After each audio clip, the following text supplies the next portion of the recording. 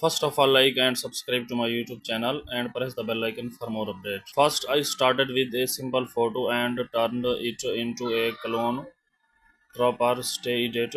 First, I selected the main subject and carefully adjusted the background to match a cinematic theme.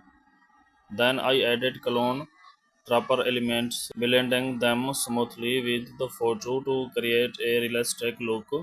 I used lighting effects to match the armor and enhance the overall web. After that, I fine tuned the color and shadow to give it a strong dramatic feel.